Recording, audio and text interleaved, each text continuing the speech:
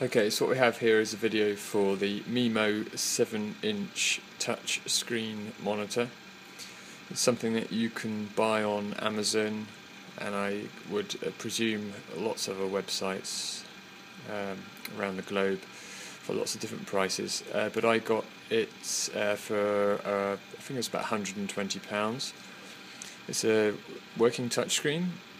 It's available in what I know as two sizes. So you have the 7 and you also have the 10-inch. So if you're buying now, watching this, I would go for the 10-inch. It wasn't available at the time when I got it, but a 10-inch touchscreen will obviously be much closer to the actual CDU hardware size. So what I have here is in my sim is a frame cut out, and then I've wedged this in. It's very crude, but it works. There's also a VESA version of this, which is the standard bracket mount, and it's got it behind it, so you could probably put a piece of wood or something, whatever, behind that and fix it in, and it'll be a nice solid fit. It's a USB monitor, okay, so this is the reason why I got it. It's because it means you don't have to give up any of your DVI outputs on your graphics card. So your graphics card can quite happily do all the bits and pieces that you want it to do. So like you have your output screen here as maybe number 2, and your main visuals as number 1. So your graphics card is doing that, and it will be doing this. And then you just stick this in and you've got a CDU. There are other things on the market like the VR Insight CDU, but it takes one of your DVI outputs, takes one of your video outputs from your graphics card.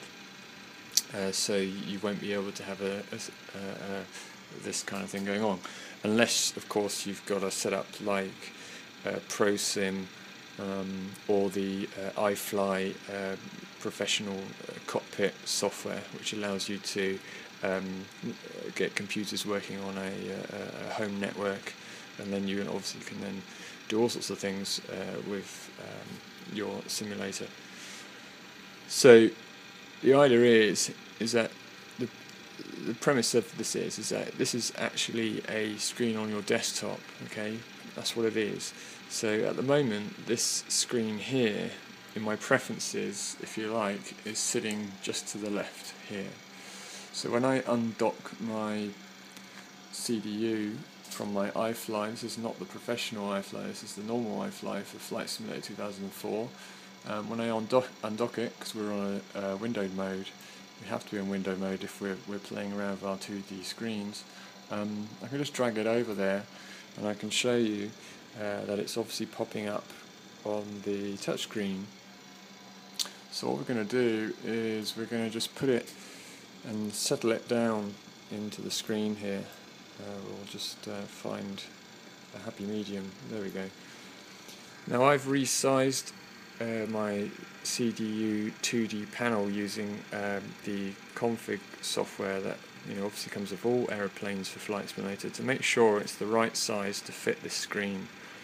So now it's in, I can now touch the screen and interact with the CDU and punch all sorts of things in and enter the data as I would do. I'm just hitting random keys here just to demonstrate how responsive it is. There we are. Now when we load up the software, it asks you to touch the screen. This is the preference software, ignore what we can see right now, but when you load it in, it asks you to touch the screen in the 4 corners. I know this seems really silly, but I would touch it with my fingertips. It gives you little crosshairs in the corners, and I would touch it going yep, yep, yep. And I found that it didn't work very well. I couldn't get to the really far corners if I wanted to. I couldn't get to clear very easily. So what I did is I loaded the software back up again, got myself like a pencil with a lead nib in it, and I touched right in the far corners of the screen. and by doing that it made it a lot more accurate. So now I can, touch the letters, and I'm doing this through my camera phone here, by the way, so it's not as easy, but it's a lot more responsive. So it's £120 for a replacement of a potential hardware cost of anywhere between £500 and £1,000, and I think that's a great exchange. That's a really good low budget solution, and I hope you guys think so too.